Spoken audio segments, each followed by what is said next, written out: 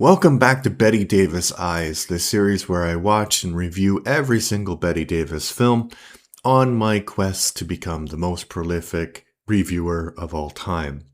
Today we're going back to 1932 to talk about The Dark Horse.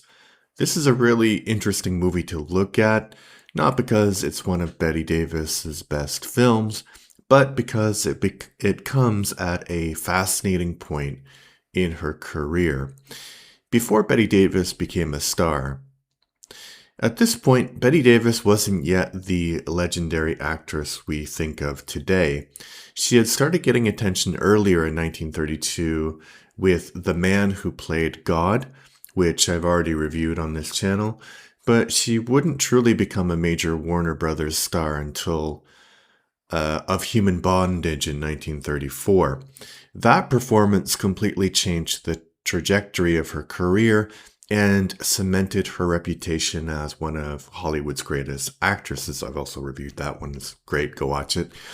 The Dark Horse comes before all of that. I believe it was only around her sixth feature film, and since I've been watching almost all of her earliest movies, it's been fascinating to see her develop as an actress. Even here, you can already see the confidence. She's charismatic. She's comfortable in front of the camera. The problem isn't Bette Davis. The problem is the movie. What is the movie about? The story revolves around a governor's race. The Progressive Party, which was a real thing back then, can't agree on who should be their candidate. So I think it was a real thing. So one faction comes up with what they think is a clever political trick.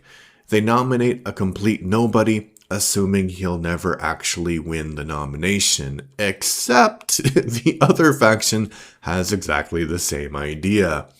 Before anyone realizes what's happening, the random man has accidentally become the party's official candidate for governor. Unfortunately, he's also kind of an idiot. The party has no confidence in him, and nobody knows how they're going to salvage the campaign. That's when Bette Davis's character steps in. She tells everyone she knows the perfect campaign manager, a brilliant political strategist who can get anyone elected. The only problem, he's currently in jail. So now the campaign begins. So they get him out of prison. He'd been locked up for failing to pay alimony to his ex-wife, and he immediately gets to work transforming the campaign. His strategy is unusual. Since the candidate isn't particularly bright, the manager tells him to keep his public speaking to an absolute minimum. Basically, say yes, and then again, no. That's say yes, and then again, no. It's like a refrain in the movie. And that's about it. The candidate starts repeating these answers to reporters who naturally respond with, "What does that even mean?" Because what does that even mean? Honestly, I was asking the same question. Let's talk about the romantic subplot. The campaign itself isn't really the heart of the movie. Instead, the biggest conflict comes from romance. The governor candidate becomes attracted to the campaign manager's ex-wife, and that relationship threatens to become a public scandal. Meanwhile, Bette Davis plays the loyal secretary who's in love with the campaign manager, and they have a lot of flirtatious moments. It's a fairly standard romantic subplot. He wants to marry her. She keeps saying no. Eventually, of course, she says yes. That's pretty much the extent of her character arc. So she gets the one great idea to the people of the movie, and then she says yes. The ending of the movie gets a little bit strange. The climax is honestly where the movie completely loses me. The campaign manager hides the governor candidate from a scandal by pretending that he is with his own ex-wife. When the police arrives, he claims she's his wife, which is technically true once upon a time, even though they're divorced, and somehow this leads them being forced to remarry, which is odd. I don't get that.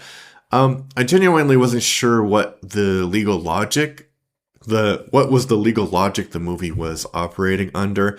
Maybe audiences in 1932 accepted it without question, but today it feels incredibly bizarre. After all of that, the governor wins the election and our heroes are immediately offered another political campaign, this time in Nevada.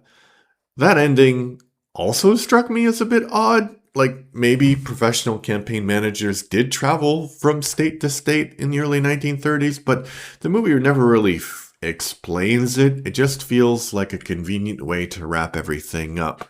But let's talk about what actually works.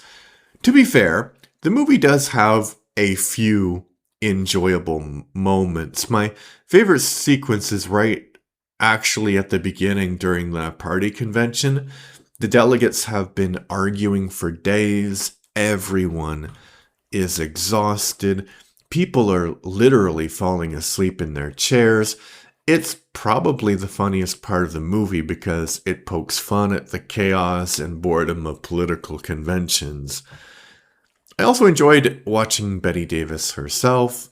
She's playing a very modern young woman for the early 1930s, confident, quick-talking, and full of energy.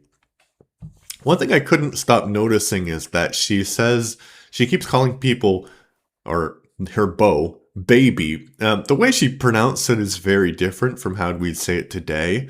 I can't really replicate it, but I think maybe she had never heard that word in real life and she just heard it on the script and said it that way. I don't know. But every time she said it, it caught my attention. So what is the biggest problem of the movie? My biggest criticism is that almost nobody in this movie actually has much to do. Bette Davis gets one important moment in the movie. The governor candidate has one defining joke, yes, and then again, no. And the campaign manager has one main shtick that he's so slick, and that's it. That's basically the entire film. Everyone feels like they're built around a single idea instead of being fully developed characters. What's frustrating is that you can already see that Bette Davis has the screen presence that would soon make her a superstar by 1930 standards.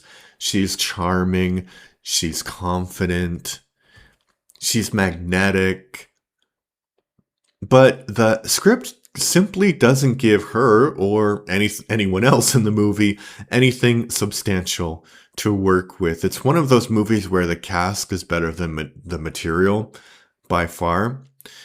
All right, here are my final thoughts. Watching The Dark Horse isn't really about discovering a forgotten classic. It's about watching a future legend before she became, Bette Davis. If you're working your way through her filmography like I am, it's worth seeing for that reason alone. Otherwise, I don't think that there's a whole lot here that has stood the test of time. The comedy feels dated, the story is paper thin, and the characters never become interesting enough to invest in. It's not a terrible movie, it's just a forgettable one. For me, The Dark Horse gets a 5 out of 10. But those are just my thoughts. Have you seen The Dark Horse? If so, let me know what you thought in the comments below. And if you're enjoying this journey through the films of Bette Davis, don't forget to like the video, leave a comment, and subscribe to the channel. And I will see you next time for another episode of Bette Davis Eyes.